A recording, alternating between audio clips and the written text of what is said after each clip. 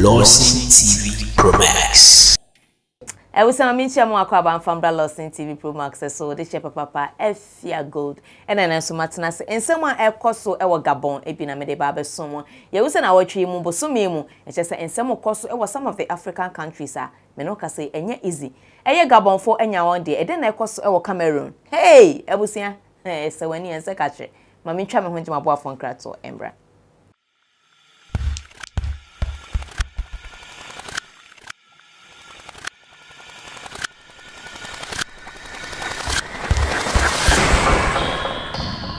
LORDSON TV Pro Max. Meda se so ma me bre na wotwe mu ye nyina ye nyanentie ehun ne ekoso ewo eye Gabon ni nyina ene se coup esi ewo ho eye soja aban ateki over eye omo presidential house ateki oman no se ono ene ba behwe ne watimi awruli anase wadi oman no so ma nema etimi akoyie fi se won se eye Gabon man no senke ya na esenke kwa na okofa so na timamufuo no esu se nema enkoyie. President Ali Bongo obedi so eye inflation aduanan 41 years ni achese papa na etina konwa no so on na busua o ma no madi so adie ama nema aye basa ama timamufuo edi esu na esu na me no ka say die echese sika twitwiri die o ma kwakopie so ewo eye Ali Bongo eye president former presidency ene ne babema efie die esewani enseka twemi gidi se wahu sa eye videos ni bi trend papa na me no ka say die Abrante bi ayasan ache no ewo eye Gabon hono ma eche se ono de onye Gaboni na mom oye Koreani na mom eche se ne yonko brebo papa ene eye Ali Bongo oye former president to Gabon yi eche se ofi ni krom ba ya no de ntuma kobo president yi ntuma no na eche se moye adwuma ene ade businesses ahodro ebom na ebusia ekoba ne se papa yi esun atwi na eche se yehu se funtum wo esan batatwene nti Abrante nso eye mpanyifo ye so mbe no investigation kakra ampa omobora Abrante ifia hey abusia sika onu sika esum ni fie an video a wo hwa chese etwa gonyina eye Abrante a onu so chese onu de oye Koreani onye Gaboni na mo nadamfo ene Ali Bongo eye former president yi nadamfo keke eno no ne business no onu sika yakwakopie mu anase yakwakopie so ewo ne fie eno no. And I wonder why African leaders, some of them are so wicked and such wicked to their own people. Na me no ka say die chese video bi ababeto abonten ni nyina ene say ensemsema ACC ni enti a chese Africa empanyifuo bi chese dia to omo so say omo beye ku no magye omo man de afi eye abrofo yinsem de afi empanyifuo a omo ayo omo krokro de John omo so a chese omo die mu na omo hwe omo de no omo agye afi sa empanyifuo wicked empanyifuo no ensem no. Secrete ababeto abonten na say video a enam sunti a ama African empanyifuo bi asori no ebuse yenko ne yenko hwe ne yenko tie ensem a anase adwempa eye abrofo eboye efa Africa ho a ababeto dwa enam so ama echese obia sorry say obeje ne man panyi bia wo ye omanimu ni nanso waye wadwen so obeton oman no e de ama abrofo ni biemu de ombeje omade no yenko ne yenko tie engina so a African panyifo bi enya nti a omoye sa kuwi. Sub-Saharan Africa has been fundamental to the global prosperity of the advanced countries. And Africa had a role to play. It has a role as a raw material producer. We will not allow Sub-Saharan Africa to escape that. Okay, we do everything to keep Sub-Saharan Africa where it is, also impoverished. It's absolutely vital for the prosperity of everyone else. So let's get clear about that. Okay, and this means all the economic structures, all the global institutions, and the economics we teach everyone is all designed to keep Africa exactly where it is. And whether it is Europe or US or now China, it's always the same. We need Africa to be impoverished because we need those raw materials and we need them dirt cheap. Okay, so that's the message. It doesn't mean to say that there's nothing Africans can do. Of course there is. This is what it's about. Because if Africa does do something different, I assure you living standards of all those in Europe and North America and Asia is going to fall. Okay? And that is a big price to pay. I assure you that the West is not going to allow that without a big fight. Okay, so the job of many Western academics is to convince Africans they have to keep doing what they're doing. Okay, and to show them it's your fault that you're poor. It's not our fault. It's your fault that you're poor. You know, so this is what we do in academic institutions. We know the basic forces that have caused this underdevelopment. We know it's colonization. We cannot afford to allow Africa to industrialize and start producing manufactures. Okay, so we will do everything to stop that.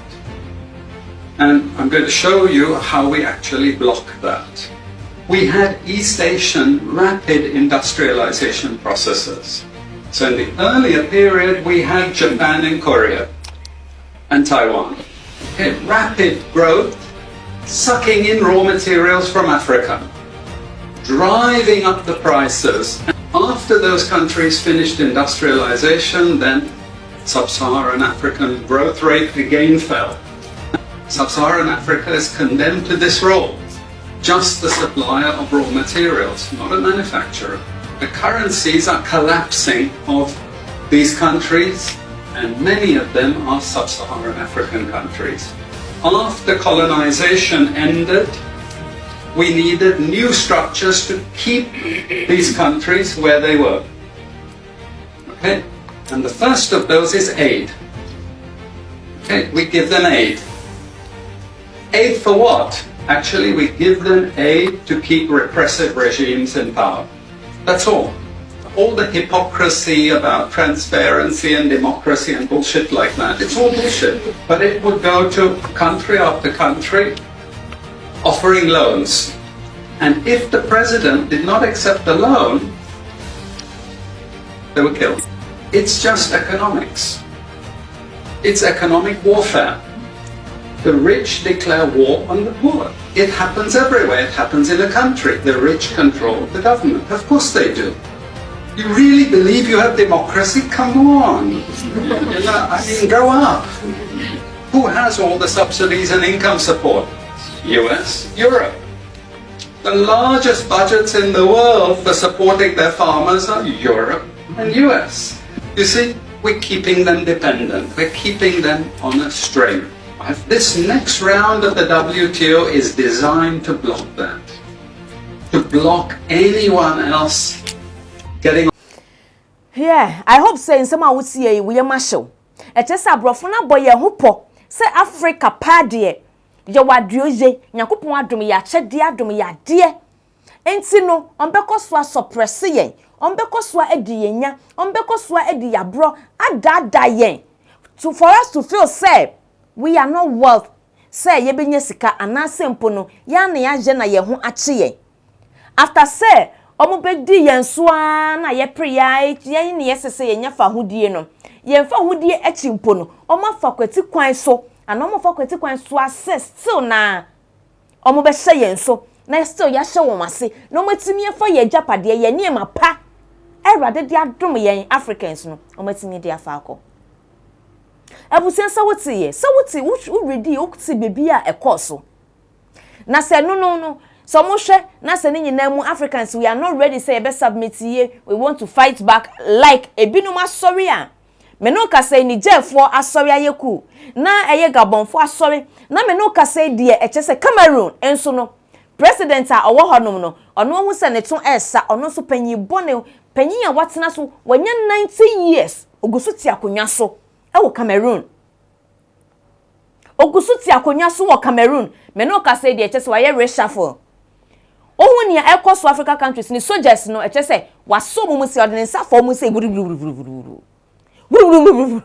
wo Cameroon on pension form oyi we are not the way ti akwasha ya oyi we are not the way akwasha empanyifo no mo ye adwuma ahye e wo soja ni mu no wagi omo nyina edi e no den ketenkete bi aba omo bo ne ho ban ni nyina wa sunlight omo nyina wagi omo nyina edi e wo Cameroon because ohwa na ye kwaso no da bi ebe ha adwen ohwa ebetumi ha adwen ese empanyifo sesa won so bi abodwe se hia no asensuo de esi wudie ho no ne de ose on twen krom fan ni so ni sini de odne de na wunu mu Cameroon president na eno na Nigeria fonsa sorry say who is next obinyum After Babangida, who is next? I want to know. I want to know. A reggae song. And in Nigeria, for say, in this African state, na say a woman who is next, which country? And na ebabeyeku, because it's as if said that's the only language on speaking for the leaders, so-called wicked leaders, archaic leaders, fake people who call themselves leaders. Lucy, credibility as leaders, no. That's the only language that's the only thing that some of the Africans think say they can speak for these so-called fake leaders to know say. Now, no, what Kwame Nkrumah said is true, say we are capable of managing our own affairs. Abusia, abrofui eni ni pebia de mayensa. Ye tu kwan ko mo hono mo a, wonye free, wo ya Africa ni a, hwese na ye treat you. E wa manone. But omo ba ha, ye treat you like egg. So now we are saying say ya de ye ho, ya de ye nya ye fa ho de, ye nya ye independent. But yes so, abrofo na fa kwati kwan so ehye ye so. Utie video ni mu ya, ensem a papa no ekan ye no yi ya. Oso mu ye wanyina na se still like try se be fight back na che se economic crisis no mo de abrayen.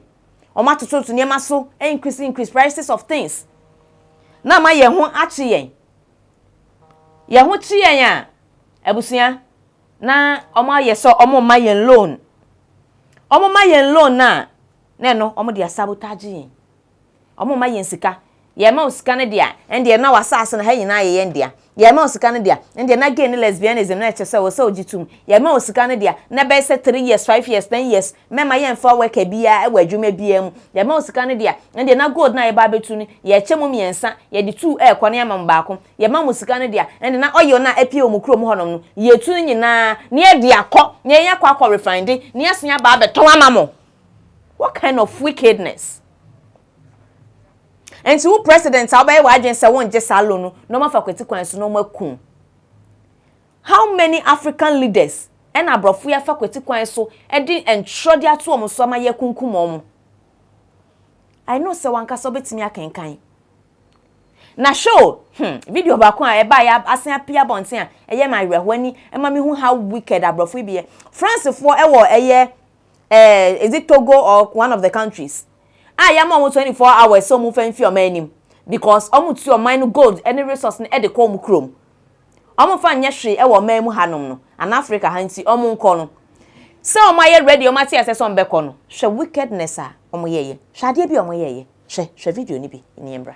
This video where they watch show na video of some of the mining company for Burkina Faso. As this France mining company want come on for Burkina Faso, according to the ultimatum where Burkina Faso government give them, when they want come out, instead of them to dash out these cars where them get, you see all these vans where they get, instead of them to dash them out to some of the citizens of Burkina Faso where they work for this their mining company, they come prefer to destroy, they come prefer to break the cars. You see what they do? Now break that they break and so. They not even dash a mat to these people. Instead of them to dash a mat to them, they not dash a mat. You see this black guy, come they beg the Oyibo man. I beg, not just break all this motor now. It go there useful because we still need them.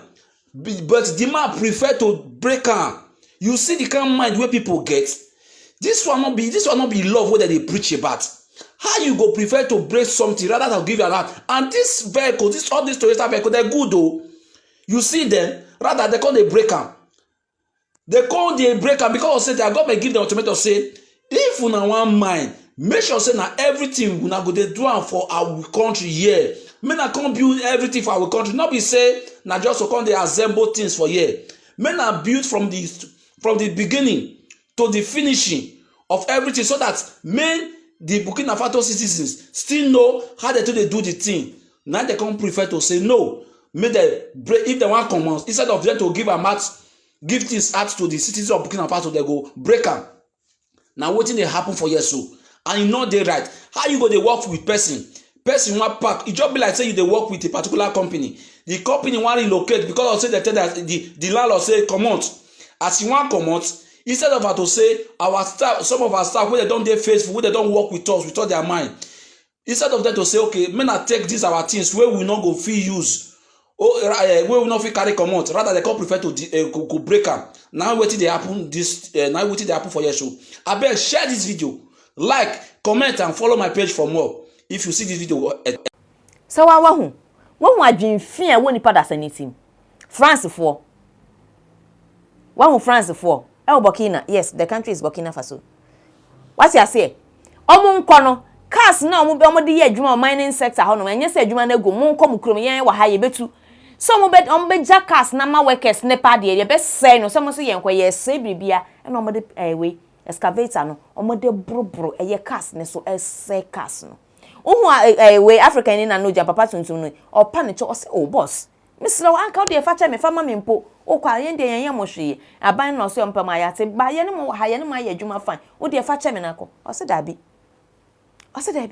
sani pawe ne atena se no ma be fa yan sase yen gold agudia hodo ayewo manganese bauxite enchine na sen ye kufu adoko bia no wo adan yi krampo abrofo yinya on ba beje afi yensem wo honum sei etu akọ na yen o ma akọ refine no ma bobo agu rubber mu ajam ne mo hwe no ma san de abre yen se yen to because yen de no there was a time krampo ye se yen de na adanche na board na yedi no e ma goita nte dis abrofo de kọ no mu di ndrondro kọ ye no ma san de bre no ma beton ama yen just playing with our intelligence. In fact, omanya yetimu Ghana me kan say me yeku na momo no a word to a wise is enough. Empanyinfu a mo de mo say abro na mo bedi because e ma opportunity say mo ntena ban mu na nka mo ndi yenso if you say omanya enitire no oman no ebogu owokra woti ntetia kanka bi ensonson omnyina kra woti nsi anka e de ma ye empanyinfu a mo beda ya no na mo se obedi abro say yadea African leaders ECOWAS mamu nim se nipa bi atena tena konwa ne so 30 years 40 years 50 years. What are you want? What at all do you people want? What at all do you people want? Na mako ECOWAS summit na yakotena se na mako twati na mako fa plans how to sell your own countries to this abrofo. Still we are still in slavery. Still na ye won ko asomu.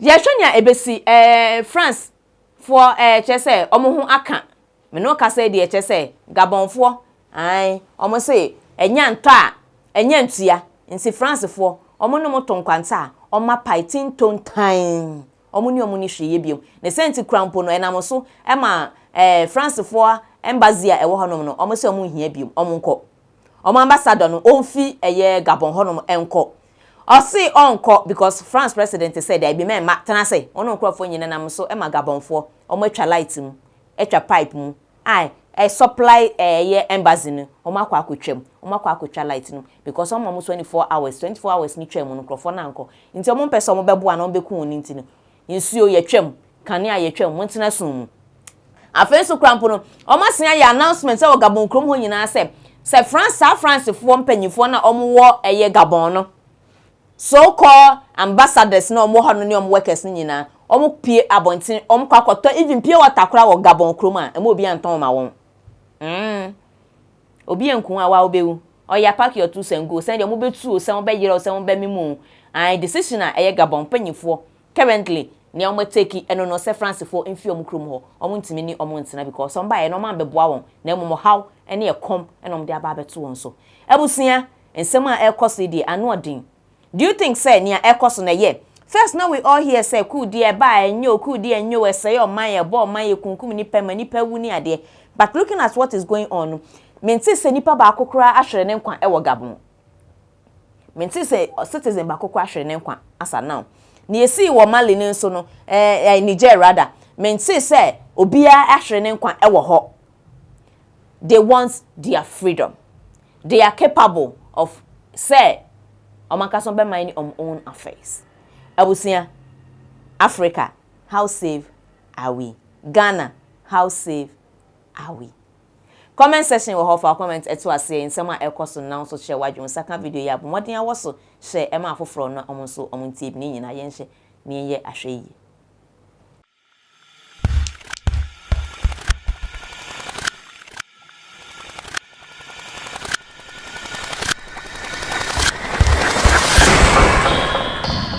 LORDSON TV Pro Max.